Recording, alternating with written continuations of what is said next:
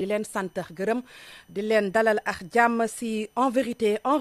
le rendez-vous du dimanche di dalal tey nag ki nga xam ne moom moo di Birame Souleye Diop ministre de l'énergie du pétrole et des mines membre du parti PASTEF les Patriotes monsieur le ministre ñu ngi lay nuyu. ñu ngi leen di fay bu baax a baax di nuyu aussi ñi bokk di déglu tey ji. Alors monsieur le ministre un an le président de la République def na ko ci réew mi. boo doon tënk seen bi ngeen jiitee réew mi ak léegi lan lay doon. président de la République ci boppam def na une situation très précise bu Sénégalais yëpp mën a dégg mën a comprendre li mu njëkk a def bi muy wax te ñu ànd ceeg moom nangu ko mooy il a dit boo jëlee réew li nga war a njëkk a xinte mooy def un diagnostic sans complaisance maanaam saytu boo xamante ni bii amul parparloo wéeru ci dëgg kese def ko ndax lan devoir de vérité mais teg ko ci sookal boo xam ne bii li muy wut mooy la rupture systémique te buñ koy def nañ ko def ak détermination ak responsabilité loolu li mu wax mooy lii lépp buñ koy defit nañ ko def ci boole ci fulla ak fayda mais boole ci une lucidité maanaam xel mu sell te leer pour ñu mën a xam fi ñu bëgg a dem fan la loolu li mu indi mooy président de la République ñëwul di wax ni on va faire maanaam bu ñu dégloo discours président de la République waxul ni dinañu def li mu wax mooy def nañu ci at bi mu indi yu am solo yoo xamante ni xew na fi wax na ci bor bi nga xamante ni bii pour leeral ñi ngi ko yore loon opérateur agréé yi ci wàllu semence ak le matériel agricole ñeenti at ñoral leen ko état nekk fi mu ñëw malgré contraintes yi ñu fekk ci dëkk bi ñu dugal ci 80 milliards pour éponger une bonne partie de cette dette là ba mu des juste la dette courante mooy li nga xam ne bii moo juddu ci atum 2024 yamul ci loolu dem na ci arrière yi nga xam ne bii génne nañ ko ci secteur BTP bi ñu naan secteur bi dafa sëngeem mais may fàttali ne président de la République bi ñu ñëwee fii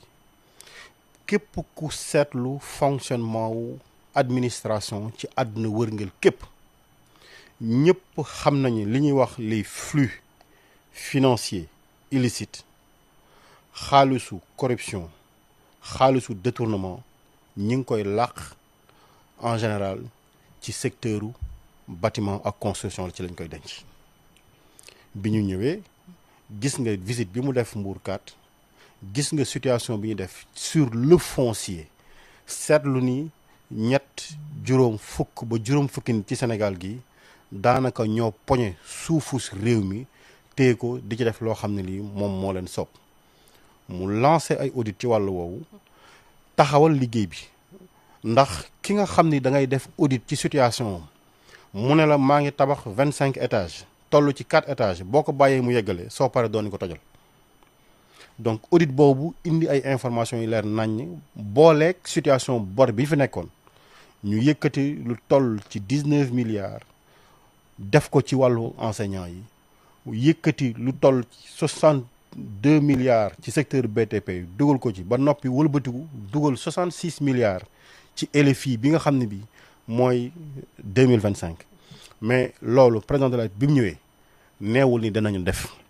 dafa ni def naa dafa ni suma gouvernement def na dafa ni indi nañu solution ba noppi wëlbatiku ne ñun mënuñoo yem ci lii ndax lii ñu def nii lii ñu indi ci situation bi dañ koo tegandi ndax mooy li gën a jàmp mais li ñu war ñun mooy pour dëgëral kenn yi nga xam ne bii moom la ñuy sampe réew mi am na juróomi mbir yoo xam ni moo ñu war benn bi mooy optimisation des finances locales gis nga semaine passée le président de la République ne dafa bëgg ñu defal ko la situation exacte ci fonds yi nga xamante ni bii day jóge ci état war a dem ci collectivité territoriales yi ndax du nangu lenn lu dal ni tarfatal ay ni loo xam ne li koomu collectivité territoriale ñu koy tardeel defal nañ ko situation sur le fonds d'appui aux collectivités locales defal ko situation bi sur le fonds d'appui et de péréquation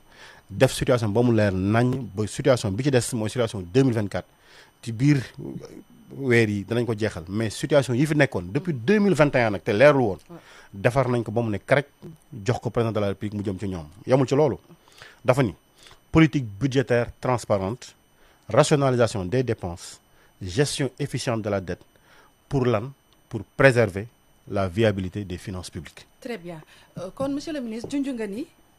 bi ngeen doxalee léegi da ngeen jug xeex ger parce que junj nga ko ci say wax corruption moo taxoon lu bëri nërmeelu ci réew mi mais jub-jubal jubanti bi fu mu toll ci wàllu woowu junj nga tam ni secteur BTP yi contrairement que li ñu doon wax yéen da nga leen suuxat yéen par contre da nga jàpp ni yéen da ngeen def li tax secteur boobu war a tegu ci yoon. waaw xam nga bu ñu nee secteur BTP dafa taxawandi li may expliquer dafa leer secteur la boo xam ne bii li muy indi ci valeur ajoutée c'est extrêmement important mais dañoo wax ni ban anam lañ ci defee les investissements saytu bi mu wax ko ne benn jëmm ci réew mi bu fekkee ne moo yor 50,000 hectares téye ko nga ne ko loo am di liggéey mu ne la man intermédiaire la ci diggante juróomi at tabaxal na la fukki kër yoo xam ni bu ci nekk juróom benn ba jëm fukki étage la mais yoon la ñu saytu parce que ku ci ne boo taxawee ne am naa lii da nga naan fii laa ko jëlee ku ci nekk ci ñun nii sa doom bu la indilee montre ci kër gi da nga naan ko fan nga jëlee montre bii waaw kon loolu dafa bokk ci li nga xam ne bii mooy saytu réew mi ni muy doxe boo ma waxee ne ma dama wax ni corruption am dama lay wax ne la gis nga la politique budgétaire transparente li muy indi mooy fii ci Sénégal ci atum 2012 dafa am benn loi bu ñuy wax code de transparence dans la gestion des finances publiques kooku moo indi ni bépp gouvernement ak ku mënti doon réew moo boo ko jëlee ci anam bii da ngay taxaw wax sénégalais yi ne réew mi ci anam bii lañ ko fekk su ko defee yow bu sa app di jeex boo nee sénégalais yi fii laa leen jële yóbbu leen fii kenn du ne fa ñu jëlee kenn xamuñu ko woon tey situation bi leer na leer goo xam ni ji président de la République bu taxawee ni Sénégal diggante mars 2024 ak avril 2025 fii lañ ko jëlee kenn du ko ne li ngay wax leerul mal fàttali ne bi ñu ñëwee def audit bii wax situation bii ne lii ñu doon joxe comme information te du lu yees ndax Assemblée nationale vote loi de finances annuelle 2023 mi ngi ma fekk Assemblée nationale bi ñu ñëwee dañoo taxaw ne gouvernement du Sénégal chiffres yi ngeen di joxe dara lu ci dëgg dara wéru ci ñu weddi ko tifaaxan ànd ak seen i député joxe seen i argumentaire mais ñun loolu lañ jàng état du Sénégal képp ko xamoon na ni information yi ñu joxe toutes les expertises waxoon nañ ni li ñuy joxe ce ne sont pas de bonnes informations mais fàttali ne monsieur le premier ministre Ousmane Sonko en 2018 bind na FMI ne leen chiffres yi état du Sénégal lu joxe ci wàllu budget ci dette ci nangam ak nangam dara wéeruwu ci dëkk. kon FMI yéen bokkoon ngeen ci ñi leen alerté. ci la alerté leen nañ dëkk assemblée nationale recevoir nañ FMI waxaat nañ leen information yii. alors maintenant bu Sénégal defee auditam ñëw tekk ne lii lañ fi fekk dégg nañu ay nit yu taxaw woyofal loolu wala weddi ko. Cour des comptes ay magistrat la yoo xamante ni seen liggéey ba mu jeex mooy saytu koomu réew mi fi ñu koy dugal saytu finance publique naka lay doxee ñoom ñooy valider li nga xam ne moom la état du Sénégal def te at bu jot ñu indi ko à travers loi de règlement wax budget bi état du Sénégal yoroon naka lañ ko téye yan njuumte moo ci nekk yan jubbante lañ ci war a def bu ngeen fàttali ko indi woon nañ fi débat sur la loi de règlement parce que assemblée nationale toog na ay at yoo xam ni ñeenti at loi de règlement jaaru fa maanaam budget bi ñu wateel indiwuñu éléments yi wax ni fii lañ jaarale woon budget bi. mais Cour des comptes boobu tey ñu bëri ñoom la ñu joxoñ nee nañ ñoom ñoo validé woon rapport yi nga xam ne gouvernement sortant ñoom la leen doon jox tey ñu ñëwaat ni lii am na ci kon lan mooy problème bi. bu ngeen demee lire les lois de règlement yi nga xam ne bii moom la Cour des comptes di génn. ñi ngi ciy def toujours recommandation par rapport à tous ces manquements yi ñuy constater parce que c'est de l'expertise avérée bañ nañ ko Cour des comptes bi muy wax ñi dañoo weddi ne lu gouvernement bi wax du dëgg ñu ne nañ xaar Cour des comptes génn ñenn ñi ne Cour des comptes dañoo far ci parti bi loolu Sénégal gi lañ ko déggee bon li ñu ci jaaxal te jaaxal ma ci man ci sama wàllu bopp te jaaxal ñu bari mooy li nga xam ne bi moom la Cour des comptes wax ñu weddi ko gouvernement Sénégal wax ko ñu weddi ko bi ko FMI waxee gars yi dañ ko nangu xanaa FMI nekkatuñu militant Pastef waaw su ko defee kon. FMI dëggal dette cachée de plus de 5 milliards. dëggal dette cachée dëggal dette bi fi mu toll ci 18 000 milliards 18 000 milliards moo correspond rek li nga xam ne bi président de la République bi mu ñëwee Sénégalais yi jox ko. mu ne li ñu war a jubbanti ci Sénégal def ko ci jubal ak jubbanti fulla ak fayda mais teg ko ci transparence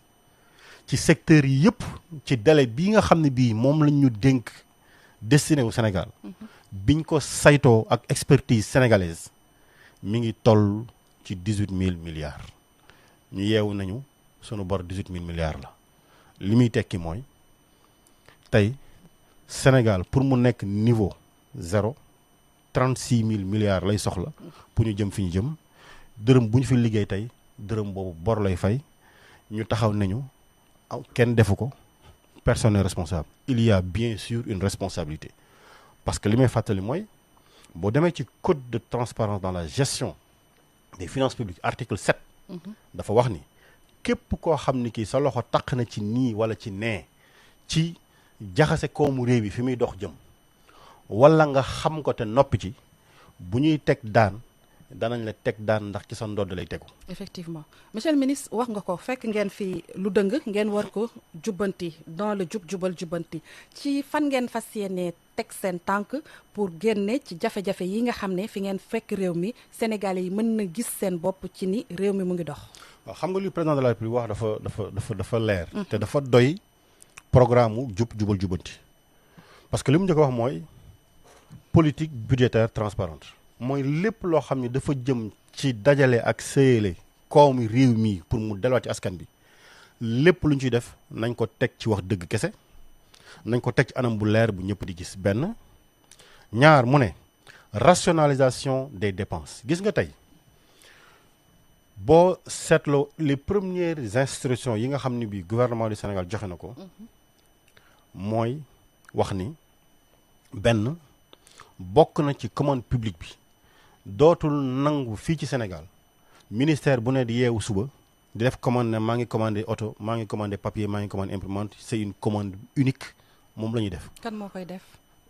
on met en place une structure boo xam ne bii moom mooy chargé wu defal gouvernement du Sénégal yëpp. cette commande là en toute transparence gouvernement ku ci ne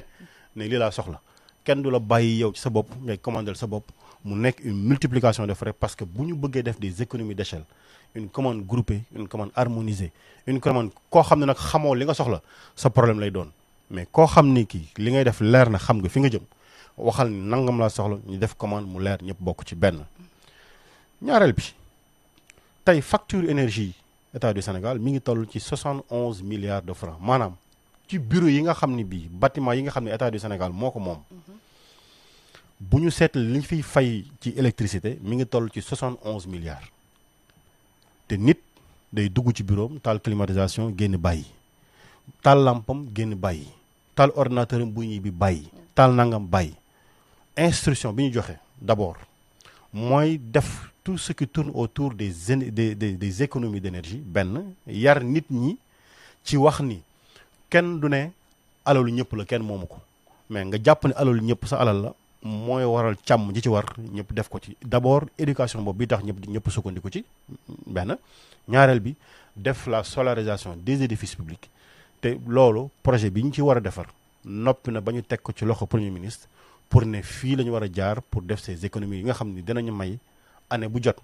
dinañ réaliser des économies de 17 milliards de francs ci cette facture d'énergie là ci entre volet solarisation ak les volets efficacité énergétique. Effectivement. Nii lañ ko toppee. mu wax la gestion efficiente de la dette parce que tey gis nañu 18 milliards ba nga xamante ni bii ñëpp nangu nañu ni financement bi économie gannaaw les ressources intérieures emprunt da cee bokk mais di leb di leb di nëbbu di leb di suul di leb di sulli ci anam boo xamante ne bi amul contrôle personne n'est responsable tey nga dem teg lii ci ndoddu Sénégal mu ne tifaaxan warul lu mel ni amati ci Sénégal li ñu war a njëkk a def kon mooy def une gestion efficiente de la dette te loolu toutes les équipes ministère finance ministère de l'économie ñi ngi mobiliser pour liggéey ci boobu jeexital bi ma waxaat ko mooy lii lépp buñ ko dajalee li nga laaj tontu bi mooy préserver la viabilité économique des finances publiques pour tax état du Sénégal mën a tontu ci li nga xam ni bi mu la Sénégal yi dox may wax ni situation bii ñu fekk fii terewul état du Sénégal di fi éponger ay dettes terewul état du Sénégal di exécuter ay projets muy tekki donc malgré la situation bi nga xamante ni bii beneen état bu doon moom ñu ne dem na banqueroute état du Sénégal mi ngi trouver les ressources nécessaires les moyens nécessaires ak les stratégies nécessaires pour que l'état fonctionne normalement en assumer ses responsabilités et les corrections continueront à intervenir comme ni ko monsieur le président de la République waxee barki dem ci communication. junj nga sànq yow yaay ministre de l'énergie du pétrole et des mines mu di ministère boo xam ne mën nañu wax ça englobe beaucoup de secteurs dañuy doore rek laataa ñuy ñëw ci énergie bi ak wàññi courant bi parce que loolu tam indi na fi récemment président de la République dafa jël ñaari décret annulé ay li nga xam ne moom moo di contrat de concession yu ñu signaloon société minière boobu Sénégal ay sénégalais ñoo ko jiite Kirène lan moo waral président jàpp ni ñi yeyoowuñu contrat yi ba moom mu jël dogal dakkal ka waaw xam nga loolu mën na ci sax bañ a sori ndax ça concerne un privé mais li ma ciy wax mooy yoon dafa wax ni képp koo xam ni kii état du Sénégal dafa séq ak yow charte ci nga liggéey ci ay mbellam mooy ay minam dafa teg anam boo xam te ni bi ci nga ciy liggéeyee app boo xam ne bi ci ngay liggéey ak warteef yoo xam ni moom nga warloon teg état du Sénégal mais app boobu bu su jotee dafa wax ni app bi ñaari weer laata app bi di jeex war ngaa déposer pour ñu renouveler la bu fekkee ni méngoo nga bu fekkee ni respecté nga charte yi nga xam ne bii moom nga tegloonte woon ak état du Sénégal li état du Sénégal seetlu mooy situation bi laata app bi jeex lu toll daanaka ci lu mat at laata app bi jeex lañ ko renouveler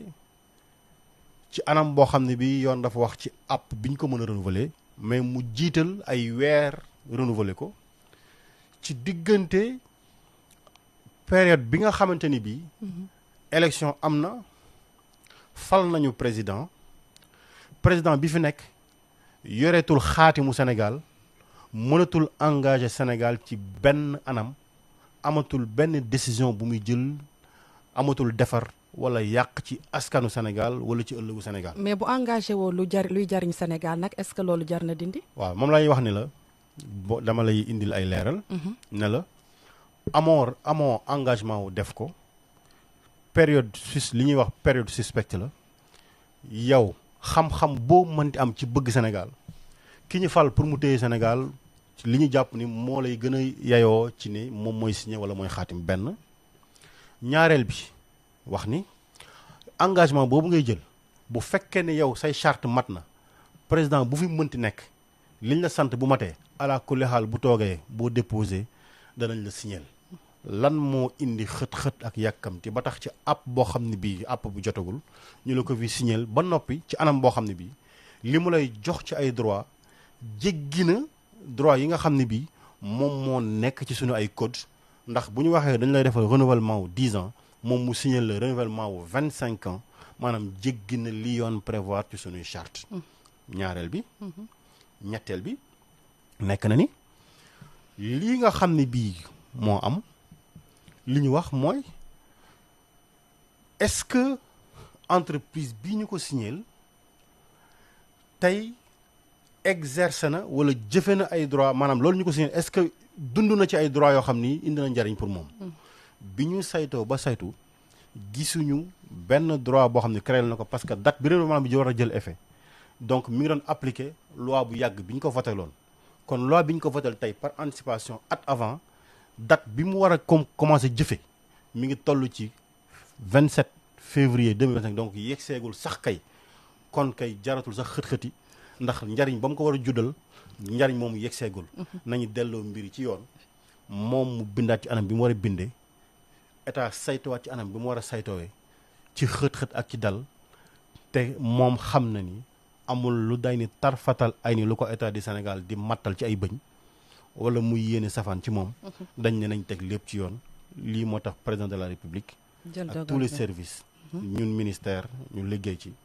teg lii te ñi ngi bokk di liggéey ak ñoom pour xool ci ban anam lañ leen di delloo seen i sañ-sañ ngir ñu mën a yeggal seen liggéey ci jàmm ak salaam. loolu laal ciment du Sahel laal na presque yeneen secteur suñu ñëwee en plus bref si li nga xam ne moom mooy pétrole ak gaz bi loolu tam secteur bi suscité na beaucoup d'interrogations yi le chef de l'État wax na ko ne dinañ renégocier ay lu bëri ci ay contrat d'ailleurs sax bi ngeen yegsee loolu ngeen wax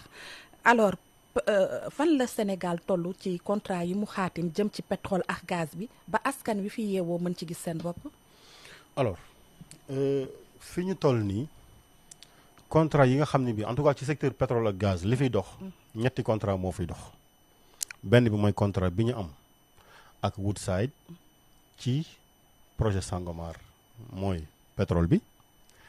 projet bi nga xamante ni bii moom la Sénégal signé ak BP ak Cosmos ci GTA bi te bokk ak Mauritanie muy le projet donc GTA oui. Mais beneen bi mooy bu yàgg la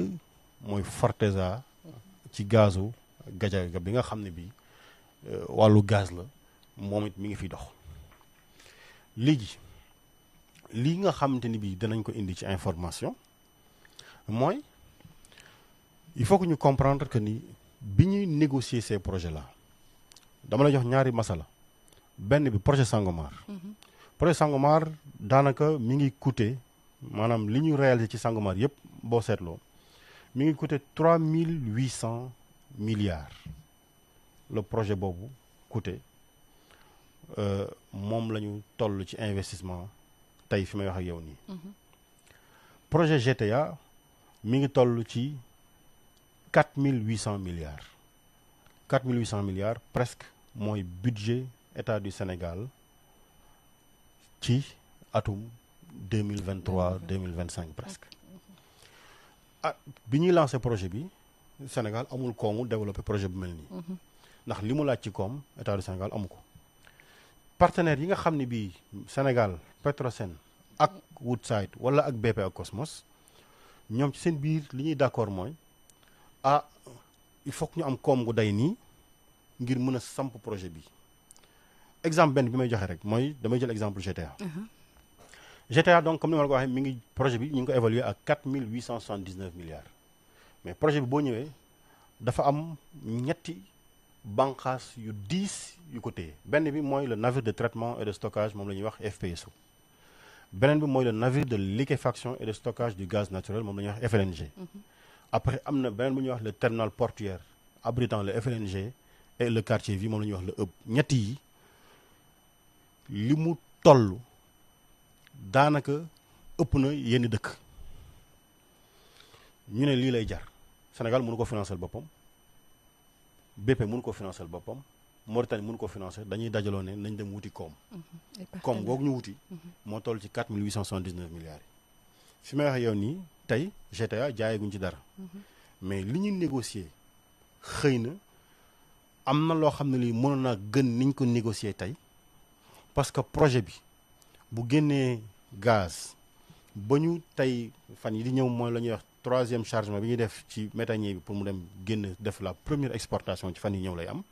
donc jaayeguñu dara ci sunu gaz bi génn na mais jaayeguñ ko alors Sénégal li mu waxoon mooy contrat li ñu ci négocier mooy Sénégal ak Mauritanie liñ ci am ci gaz bi ñoom te moom ko mi ngi toll ci 70 millions de mm3 maanaam bu ñu ko séddalee Sénégal day am 35 Mauritanie am 35 ma jox la information 35 millions de mm3 li ciy génn ci gaz bu mën a fonctionnel benn centrale au gaz mi ngi mën a fonctionnel uniquement benn centrale au gaz de 250 mégawatts. loolu ban njëriñ la am ci askan bi daanaka amul jeexital bu rëy alors boo ma nee ban njëriñ lay am man la Petrosen ak état du Sénégal ak ministère bi làmb nañu ay waxtaan ak ñi nga xam ñoo projet bi ne leen ñun lii nga xam ne bii moo ci wàllu Sénégal néew na néew goo xam ne gii tolloowul ak ñun li ñu soxla ñun suñu bëgg-bëgg mi ngi toll ci 300 millions de N/SCOF parce que dañoo bëgg convertir utiliser gazu Sénégal pour coût bi nga xam ne bi moom la électricité am ci réew mi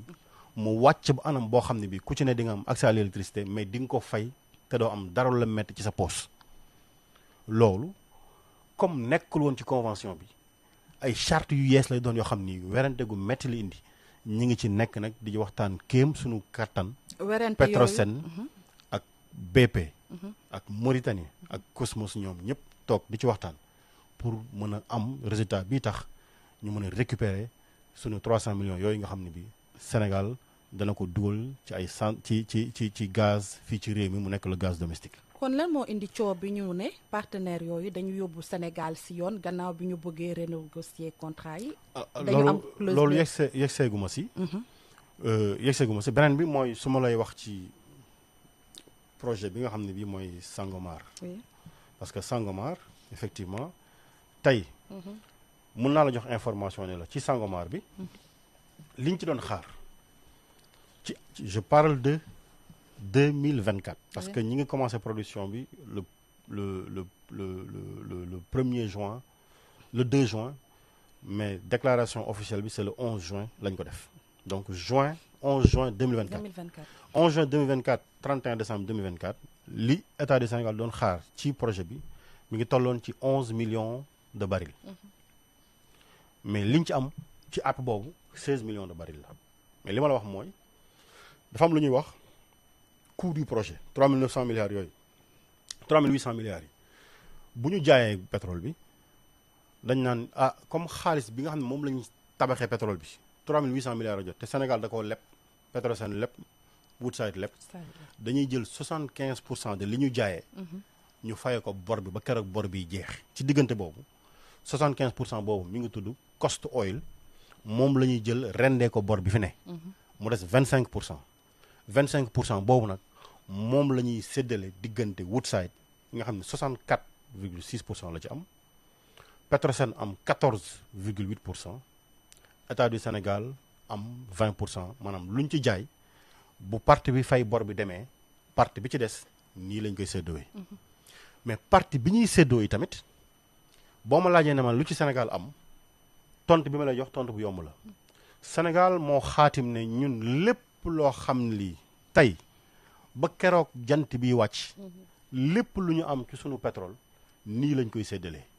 benn bi 33% bi maanaam lépp lu ñu ci am 33% bi day dem ci li ñuy wax fonds de stabilisation pour téye secteur bi pour jàppale wax secteur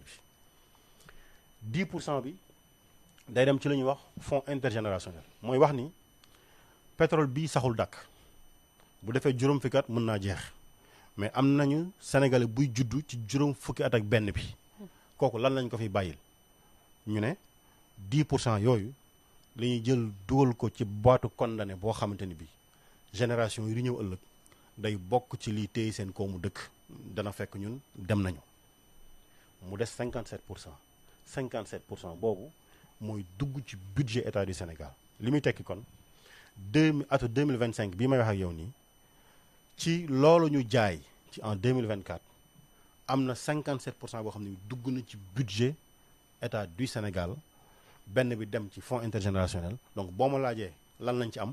mën la mooy li dugg ci budget état du Sénégal mais mën naa la wax leneen lu ci am parce que SAR ci boppam dafay jëndi brut ci àdduna bi yëpp ñu transporter ko ci ay bateau yu mag mu fay brut bi mu jënd fay transport bi fay ni ñu koy wàccee fii ci réew mi yenn saa ñu teg ko ci ay daan ndax génnewu ko ci waxtu yi nga xam ci la ko war a génne muy coûter lu cher ñëpp xam ko li mu indi jeexital mooy prix carburant cher na mais fuel bi nga xam ne moom la SAR di jaay Senelec pour Senelec togg courant bi également dafa cher moo tax ñu ne courant cher alors tey SAR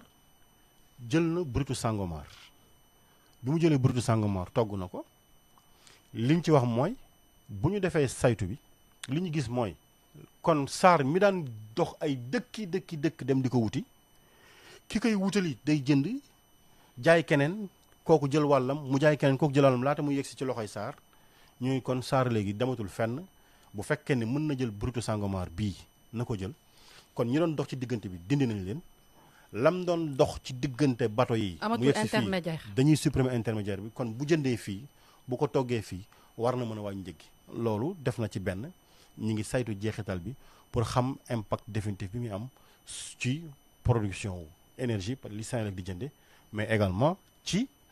produit yi nga xam ne bi moom la SAR di génne mu jëm ci carburant jëm ci super carburant jëm ci gasoil jëm ci kérosène jëm ci jet 180 jëm ci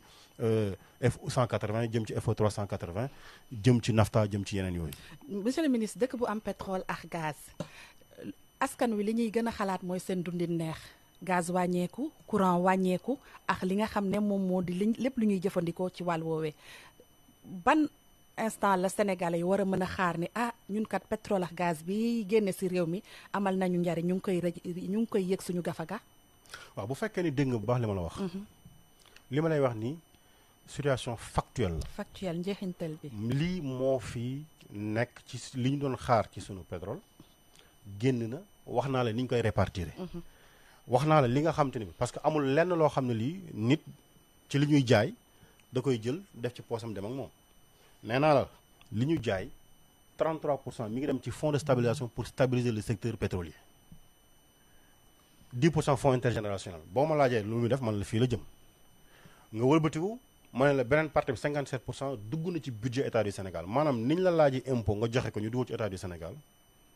ñu wëlbatiku laaj ma ko ma joxe ko mu jëm ci état du Sénégal noonu la projet Sangomar jëlee 57% de li muy jaay dugal ko ci gafakay état du Sénégal. le temps que coût bi nga xam ne bi moom la 3800 milliards yi jar ñu fay ko mu jeex su boobaa ñu rééquilibrer les parts de l'état du Sénégal mu gën a yéeg mooy jëm ci li ñuy wax la phase 1 plus wala phase 2 bi bu nga xam ne moo war a génn ci projet Sangomar. kazaalika ci GTA bi li ma la wax c'est très clair. nee naa la ne li ñu indi ci ne moom la Sénégal di am ne serait-ce que ci gazam daanaka doy ñu dara ci ban anam lañ ko négocier kan moo ko négocier loolu fi la ñu fekk moo tax ñu ne la li ñu war mooy discuter waat ak ñoom woo leen ne leen ñun lii lañ ci bëgg fii lañ ci jëm njariñ bii lañ ci bëgg Sénégal te loolu rigoureusement état du Sénégal mi ngi ci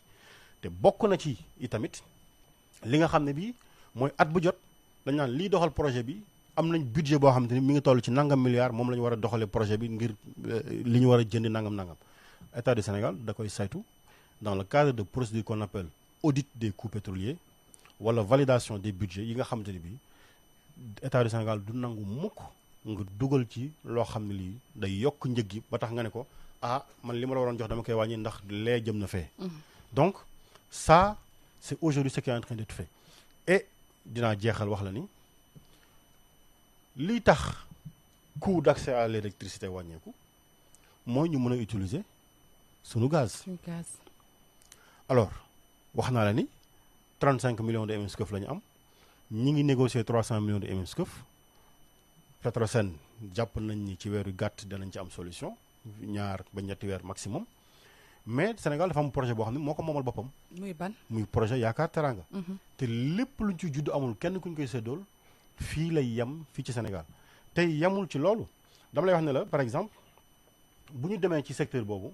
dafa am centrale yoo xam ni tey c'est des centrales qui doivent fonctionner au gaz maanaam centrale au gaz de Mboro initialement centrale au charbon de 300 mégawatts dañ ko war a indi au gaz mi ngi dépendre ci Yaakaar Teranga bi. am na centrale au gaz Cap des Biches bi nga xam ne bii ci biir at bii ci lañ ko war a def lancer 300 mégawatts ma lay leeral ne la tey Senelec day jënd fuel moom lay toggee courant bi mu cher jeexital bi mooy kilowatt heure bi ñu ngi koy jaay à 117 francs presque moom lañ koy jaayee. presque su ma defee le ratio moyen mais dafa am à côté des centrales yoo xamante ni solaire la parce que Senelec aujourd'hui 1920 mégawatts lay produire par at. mais 1920 mégawatts yi moom lay joxe par at. mais 67% yi da koy jënd maanaam togg ko. moo tax courant bi cher ba tey ci donc askan bi. voilà léegi li ñu wax mooy d'abord dañuy discuter waat ak ñëpp ñi nga xam ne bii ñoo yor centrale yooyu di jaay courant Senelec exemple bi ma ciy joxe bu gàtt dafa am ñetti opérateurs yoo xam ni dañoo ñëw war a signer ak Senelec loo xam ne ñun fii lañ ko fekk ci prix boo xam ne bii moom la ñu waroon jaayee Senelec daanaka mi ngi doon tourner autour de 42 jëm kaw francs le kilowattheure bi ñu ñëwee dama la di ñun duñu signer lii duñ ko signer ñu woo Senelec ne leen waxtaan leen ñu waxtaan ba daanu ci 35 francs le kilowatt ak impact bi mu mën a am ci le coût d'accès à l'énergie mais yamuñ ci loolu dañ leen waat ne leen Sénégal état du Sénégal du fayal kenn 35 francs le kilowattheure rayante ak ñoom ba ñu wàcc 32 ci loo xam ne ni ça devait durer en moyenne 15 ans bi ñu defee les évaluations diggante jóge ci 42 francs boobu wàcc 32 francs l'état du Sénégal day def économie de 92 milliards de francs ensuite depuis lors aujourd'hui Senelec mixte bi mu war réaliser ci convertir yenn centrales yi ñu jóge fuel dem au gaz benn ñaareel bi multiplier les centrales solaires ñetteel bi Senelec ci boppam renforcer son patrimoine ba tax li muy produire tey mu toll ci 33% mu yokk ko ba mu jëm ci 40% à peu près mixte énergétique bi nga xam ne bii moom la état du Sénégal santaane ne nañ ko yóbbu à 40% maanaam méngale li ñuy togg ak li ñuy jëlee ci naaj bi ci centrale yi ak li ñuy def conversion au gaz dem ci 40% boobu tey ma wax la pare nañu étude bi ñuy def ci le plan de production daanaka de Senelec 2025-2040 pour xam ni at bu jot Senelec lii la war a tabax ci centrale lii la war a convertir ci centrale lii la war a def ci IPP lii la war a def ci EPCF pour que ñu mën a répondre ci besoin bi nga xam ne mooy tax ñu jógee 117 francs dem ci 60 francs le kilowattheure. facture courant yi mën a wàññeeku. xaaruñu loolu sax de fi may wax ak yow nii am na liggéey boo xam te ni bii ça fait presque 4 mois bërki démb moo nekkoon la 17e réunion technique que nous tenions pour les conclusions sur les révisions pour les populations, les ménages à faible revenu, la révision des coûts d'accès à l'énergie. Donc, xaarul sax transformation bi c'est une solution conjoncturelle en attendant les solutions structurelles bi nga xam ne accès monsieur le ministre ak tam coût. li ma wax c'est très clair. li ma wax c'est très clair. J'ai parlé d'abord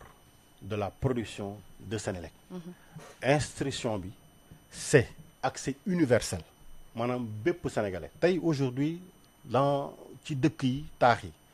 ñi ngi presque à 98% d'accès à l'électricité mais ci monde rural bi ñi ngi à 61% te 61% boobu boo demee dans la région est wala nga dem dans la région sud on est presque à des moyennes de 33%. Très bien monsieur le ministre xam naa projet yooyu yëpp duñ ko fi mën a tënk parce que tam politique bi mu ngi ñuy xaar nekkoon nga député en bref pour tëj ci chapitre bi fan la fuite de gaz bi nga xam ne amoon na ba indil njàqare nappkat ya nekk ca Ndar ci GTA bi fële au large des côtes entre le Sénégal et la Mauritanie fuite boobu saafara nañ ko. waaw li ma la ci wax mooy. Le 19 février la ñu informé de la fuite de gaz Sénégal dafa am organisation bu leer boo xamante ne bi ñi ko séq mi ngi ci ASMAR nga xamante ni ci président de la République dépendre les services du ministère de l'environnement les services du ministère de la pêche les services du ministère de l'énergie Petrosen les forces armées donc marine nationale ñoom bi mbir mi amee ils ont pris toutes les décisions pour def la surveillance au quotidien de l'évolution de la situation dama bëgg a indi benn leeral tout le monde est sachant Sénégal ñëpp a xam mais kenn wàccul ci biir ma wax la ni profondeur bi nga xam ne bii moom la mbir mi nekk presque toute proportion gardée c'est à 3 kilomètres dans les profondeurs de la mer ah mais dañu ŋàññ ni légèreté dafa am ci confection kii bi des projets bi parce que à peine ñuy wax fuite de gaz ba ñun ñi di ci mën a yëkkati di ci am. kan moo wax dafa am légèreté. beaucoup bon la société civile par exemple Greenpeace avait vraiment dénoncé fuite de gaz boobu ak njeexintal bi mu am ci dundu askan wi. alors je vais vous dire. Je répète encore. Il y a ASMAR qui dépend de la présidence de la République avec toute l'expertise militaire pour faire le travail. benn ñaareel bi il y a le ministère de l'environnement avec toute l'expertise pour faire le travail. Il y a le ministère de la pêche ak ANAM avec toute l'expertise pour faire le travail. Il y a la direction des hydrocarbures avec toute l'expertise pour faire le travail. Maintenant si vous me dites la société civile est plus expérimentée ñoom ñoo fa dem ñoo gis je vous dis ok soit. Mais je dis clairement une chose. Alors moi je dis clairement une chose. Le survol, ça s'est passé à 2800 mètres de profondeur. amul benn bulle de gaz bu génn ci kaw. ba léegi foroguma yaboo ñu ne foofu la jógee. yaa ngi dégg et quand ça s'est posé, tous les services de l'État, y compris le président de la République, le Premier ministre, ont pris toutes les décisions pour impliquer BP dans le règlement immédiat de la contrainte. Alors, dans les projets pétroliers et gaziers, ça existe dans tous les pays du monde. L'important, c'est que ça n'atteigne pas des proportions qui inquiètent. Lii ci génn fluide la méthane bi ñuy wax c'est quoi? Méthanol, je veux dire, c'est quoi? Est-ce que méthanol boobu di génn dafay am jeexital parce que c'est en réalité ban jeexital lay am auprès du poisson. On l'a réglé ba léegi dégguma ñu ne jën dee na ci booru tefesu Ndar. pétrole ba léegi wala gaz. yow lekk goo jën buñ ne saf na pétrole wala saf na gaz. Donc c'est normal que ñëpp di alerter dans une situation pareille. Mais bu ñu alerter ba pare nañ bàyyi ñam experts ñu def seen liggéey ci dal parce que gënuñu ñoo bëgg la santé du Sénégalais. gënuñu bëgg la préservation de l'environnement parce que les ministères qui ont les aptitudes et les habilitations étatiques pour veiller à ça, loolu mooy seen liggéey. Leur existence n'a pas lieu d'être s'ils ne sont pas capables de faire un suivi régulier sur affaire yu demee noonu. En vérité di daral monsieur le ministre du pétrole, de l'énergie et des mines Birame Souleye Diop nekk tam membre du PASTEF. Monsieur le ministre yaa ngi woon assemblée nationale bi ñuy voté loi d'amnistie bi fan yi ñu génne loi bi dafa ñëwaat assemblée ñu doon def benn loi interprétative ñu bëri gis ni ñenn ñi gis ni loi bi ci boppam la ñu waroon éliminer ñeneen ñi ne loi bi mën nañ ko wëyal. Pastef mi nga xam ne moom moo ko doon xeex wax lan moo tax mu indi loi bi yow bokkoon nga ci ñu teewoon assemblée bi nga seetaanee bërki démb débat yi fa am ba ñu voté loi interprétative ban yëg-yëg nga am. La première chose c'est une fierté absolue d'appartenir au parti Pastef. xamul ndax gis nga la constance maanaam sa waxi daaw méngoog say waxi ren sa jëfu daaw méngoog sa jëfi ren loolu mooy gor loolu mooy xam fi nga jëm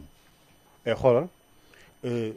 kenn dindiwuñu ci yoon bi nga xam ni ñun moom la ñu fàkkaloon ci suñu bopp nekk ci. C'est-à-dire li xew ma fàttaliwaat ko soriwul ba ñu koy fàtte ndax daaw la woon yaa ngi dégg ñun ñëpp bu ñu fàttali ko dafa am président de la République bu tudd Macky Sall am ministre de la justice bu tudd Aïssata Tall Sall am ministre des forces armées bu tuddoon Sidiki Kaba am ku topp ci moom ku tudd Omar Youm yaa ngi dégg xëy suba ne am na nit koo xam ne kii du mës a doon candidat ci réew mi képp ku bokk ci moom danañ la boom danañ la faat danañ la lottal ba kenn du ñemee wax ci réew mi jëkkër ak jabar ñemeetuñoo wax téléphone di wax naan WhatsApp lañ jëm wala Telegram lañ jëm li may wax nii xam nga ko sa morom xam na ko. dañu nekkoon sur écoute. waaw li may wax nii ñëpp xam nañ ko lii du fi nettali ba ñoom ci suñu seen biir ñemewuñu woon wax ci seen biir ku ne di déglu sa morom ku ne di topp sa morom. moo fi amoon ay nit xëy suba ne dans une république boo xam ne le droit de marche est consacré par la constitution kenn du tere kenn koo xam ne kii am nga naqar ci wàllu yi nga génn dox ko wax ko ñu def ay demande d'autorisation de marche ñu koy interdire député bu ñu war a def conférence de presse ñu tere leen ko barricade parti politique du moins parti politique yi nga xam ne bi ñoo bëggoon di wax parce que am na ñoo xam dañoo tànn ne du ñu wax ndax intéressé wu leen am na fi ñoo xam ne ñi bi ñu rayee ay militants Pastef rey ci 80 damay wax mu leer nañ bi ñu fi rayee ay militants Pastef rey ci 80 ñoom dañoo toog ne dañoo renvoyer le pouvoir ak parti bi ñuy rey ay militants dos à dos fii lañ nekk ñu ngi woon assemblée nationale bi ñu leen di rey di leen tëj ñun ñii ñoo doon jël suñu koom suñu dërëm di dajale di yóbbu ndox di yóbbu añ di yóbbu reer di seeti seen i doom di seeti seen i jabar ñun kese ñoo ko doon def bi ñu ñëwee dañuy indi loi d'amnistie àdduna bi yëpp dëkk boo dem bu amee jiixi jaaxa ak jàmmarloo ci biir askan bi indi nañ fay loi d'amnistie débat yi muy indi musul weesu kàddu yi nga xam ne bi moo jub Sénégal ndax wér na wala wérul loi d'amnistie li ñu koy laaj toujours mooy lan lay dindi maanaam yan anam yan infraction yan jëf yan acte yan fait lay dindi lay faase lay mëdd kooku débat boobu foo dem fekk nañ ko fa may wax ni fii li fi xew alors déglu fàttali dafa am solo bi ñu ñëwee ne dañuy indi seen loi d'amnistie dañ leen a posé question biir commission assemblée nationale dañ leen wax ne leen yéen indi seen loi d'amnistie ñun demandé wuñu te dañ koy waxaat mu leer amul benn responsable lu Pastef bu mës a taxaw ne dafay demander loi d'amnistie amul benn militant Pastef bu mës a taxaw ne dafay demander loi d'amnistie waaye yow mi jàpp nit ñi tëj ba noppi taxaw ne ñii ñu tëj ñii ñooy terroristes yi ñii ñu tëj ñii ñooy rebelles yi ñii ñu tëj ñii ñoo rey waaw mais yow boo leen jëlee dugal leen ci kaso bi nga ne ñoo rey jàpp nga leen enquête nga leen jël nga say juge teg leen ñoom ñëpp yóbbu nañ leen en instruction war lañ tëj diggante 6 ak 1 an waaw yow kay baleen ñu nekk seen jàmm mais kenn neew la génne leen ñoom ñoo demal seen bopp ne dañuy indi seen loi d'amnistie ñu leen xëy alam mukk wala bokk na ngeen ñu wax seen loi d'amnistie bii ñan la concerné ñu ne biir commission Aïssata Tall Sall laay waxaat mi nekk biir assemblée nationale tey ministre de la justice d'alors biñ ko laajee dafa ni les actes de torture rapport bi génn ca commission ba liñ ci bind mu ne acte de torture bokkul ci acte yi nga xam ne bi loi d'amnistie da koy dindi da ciy muccal ña ko def waaw damay laajte est-ce que nit dina duma dina nattu dina sanctionner ku def torture bàyyi ku rey. gënul woon yomb si yéen ngeen annuler ko définitivement. waaw loolu dinaa ci ñëw tamit. dama bëgg indi ay leeral yu am solo. parce que ki wax ni ku torture bokkoo ci bu ci bëggee boole ku rey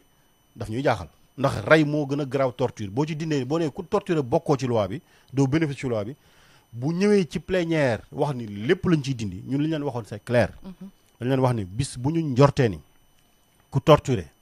ku def traitement dégradant ku maltraité nit ku dóor nit ku damm nit ku rey nit da ngay mucc ci loi bi ñun loi bi duñ ko voté mukk suñu position boobu musul changer bi mu ñëwee moom plénière changer position bëgg muccal ñi mu nañ ñoom lañ tëj ci kaso bi ñoom ñoo rey waaw yow ñi rey ñi ngi ci kaso bi mais bu leen muccal par force dañoo bëgg ñu àtte leen ñu ne leen ñun bu fekkee ne suñuy militant dañoo rey Birame Souleye Diop dafa rey bëggul ci loi d'amnistie baleen ñu àtte ko ñu teg ko daan yi nga xam ne moom wax ñun lii musul changer ci suñu position donc tey bu ñu ñëwee ne dañuy def loi interprétative am na ñu taxaw ne nañu abroger loi bi mais xam nga réew mi li garaaw dafa am une nuance entre retirer une loi abroger une loi ak annuler une loi parce que loi bi dindi na li muy dindi ba noppi ba juge bi jël na décision defal nit ñi ay non-lieu ba noppi yooyu ay droit acquis la léegi boo abrogé loi bi abrogation loi mooy loi bi fi nga ko dindee fi lay tàmbalee am effet jëm ajak-jak mais li xew ci ginnaawam du si mën a ñëwaat du ci laalati waaye léegi yow militant Pastef bi nga jàpp ne dafa rey wala ñun policier bi ñu jàpp ne dafa tiré ci doomu Sénégal mu dee boo abrogé loi bi ñoom ñaar mënatoo leen atte ndax ñoom bénéficier nañ d'une décision de non-lieu ba noppi tëj nañ seen dossier ba noppi boo abrogé mi ngi am effet à partir de la date d'abrogation ñu gis ñoo xam ne ñi ma wax ko député boo xam ne bii musul ñëw liggéeyu assemblée nationale ñoom nekkoon ak moom fa mi ngi waat fii bari wax buy bëgg a dee bëgg am lu ñu jàngal te li muy wax xamu ci dara di njëkkantu di déposer loi. Thierno Alassane Sall lay wax li muy wax du ma ko amul wiiri wiiri. Thierno Alassane Sall lay wax. moo tax li Amadou Ba wax dama koy dëggal. il a voulu faire du piratage parlementaire. bokku leen woon daal jëm yéen si doxalin. ma ni affaire loi d'amnistie moom. dóoruñu ay militants moom. musul massaw suñuy militant ma fàttali ni bi ñu koy bëgg a duma biir assemblée nationale ñun ñoo ko aar mais musul massaw suñuy militant musul bokk ak ñun naqarlu li daw ci suñuy militant bi coow amee dafa ni il renvoie dos à dos suñu parti ak parti au pouvoir kon on n'a pas de leçon de recevoir de lui tey na téye ay massawam pour moom na ko dencal boppam mais li ñu wax c'est clair loi bi dañ ko delloo ñun fañ ko tegoon ba ñuy wax keroog en 2023 ci loi bi wax ni cette loi 2024 début 2024 wax ni loi bi du muccal ku rey du muccal ku torturer du muccal ku def acte dégradant. kon du loi sélective daal comme. non absolument pas. absolument pas donc lii moom la ñu andi xoolal justice am na ku d'accordul demal fa yoon di àtte. déposer nee na dinañ déposer. nañ dem déposer lorsque xoolal nous sommes dans une démocratie. nous sommes dans une démocratie. ñoom mësuñu commentaire li fi xew donc bu ñu jógee dem ci kanamu yoon mais seen droit le plus absolu la on le leur reconnaît on leur souhaite bonne chance. alors liggéey bi ñu war a def nañ ko. ku wax Birame Souleye Diop da daan wax numéro 2 du PASTEF tey bu ñu nee Birame Souleye Diop lan la ñuy wax. militant de PASTEF alors je veux faire une précision Birame Souleye Diop a toujours été et simplement un militant de PASTEF man mii Birame Souleye Diop dama mës a wax ni biir PASTEF le grade le plus élevé c'est simplement le grade du militant et loolu c'est une conviction profonde que le grade le plus élevé c'est le grade du militant et j'ai le grade du militant ça me suffit entièrement et amplement et ça suffit à tous les militants de PASTEF. amoo benn ambition biir PASTEF parce que yéen a ngi annoncé seen congrès prochainement. Moi, mon ambition, c'est de participer à la réalisation du Sénégal de demain. C'est de participer à accompagner monsieur le président de la République à jox Sénégalais yi li nga xam ne bi moo tax ñu fal ko def ko président. Mon ambition, c'est d'être le militant qui a pour leader Ousmane Sonko. Mon ambition, c'est ànd ak l'ensemble des militants du parti pour que le peuple sénégalais vainque. Définitivement. Mairie ville bu Thiès nekkatul ci sa ligne de mire. Je suis du parti PASTEF, je suis un militant de PASTEF. Je n'ai jamais affiché une ambition pour dire fii laa jëm parce que je suis un militant d'un parti politique qui fait un travail et qui prend des décisions et je veux être un militant discipliné. Je n'anticipe absolument rien du tout. Monsieur le ministre ñu ngi may waxal ni temps bi jeex na waaye 44 travailleurs yi ñu dàq sa ministère fu seen dossier tollu syndicalistes yi doon nañ ñaan ñu réintégrer leen foo teg loolu monsieur le ministre. non dàq nañ leen mënuñu si dellu si waat. non ci yoon lañ ko teg. ci yoon lañ ko teg alors c'est une très bonne occasion. Très rapidement il nous reste à peine 2 minutes. non soo mënee très rapidement parce que c'est une question très sérieuse. allons-y mënuma ko escamoter. allons-y waa programme ñu ngi seetaan. li may wax mooy nous quand on est arrivé on a fait l'audit du personnel. Je précise qu'en 1981 dafa amoon benn arrêté bu instauré woon une caisse d'avance au niveau du ministère des Mines. Caisse d'avance boobu dafa wax ni dafa prévoir un budget pour les frais de laboratoire, pour la réparation des véhicules, mais pour le paiement de journaliers. Caisse d'avance boobu moo évolué di yokk ba toll ci 800 millions de francs en 2023. mais caisse d'avance boobu musul wax ni arrêté boobu musul wax ni fonds boobu mën na recruter des permanents des salariés permanents. Ce qui s'est passé mooy il a servi à recruter peut-être grawul mais il se trouve que entre 2021 et 2024 ce fonds là bi nga xam ne bii yoon bindul fenn ne mën na recruter ay permanents il a servi à recruter plus de 198 personnes ci anam boo xam ne bii ñoom ci seen bopp amul kenn ku ci bind demande de travail demande d'emploi amul kenn ku bind demande d'emploi amul kenn ku am appel d'offre pour ne la poste bi disponible na des recrutements et boo xoolee moi j'ai fait le décompte à 75% ce recrutement ci benn département kese la concentré wu. Je ne donnerai pas de nom. Un. Deuxièmement, ce qui s'est passé quand je suis arrivé, j'ai écrit, c'est le ministre lui-même qui a signé les conventions et automatiquement il signe des conventions à durée indéterminée. Man li ma war mooy laajte bi ma ñëw dama bind ministre du travail ma ni ko mais dama fa fekk situation sangam.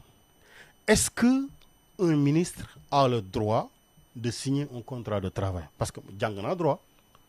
mais dama bëggoon am confirmation écrite du ministère du travail. xam naa lu ci yoon wax. Ministère du travail na ma Sénégal benn nit mooy nommé aux fonctions civiles et militaires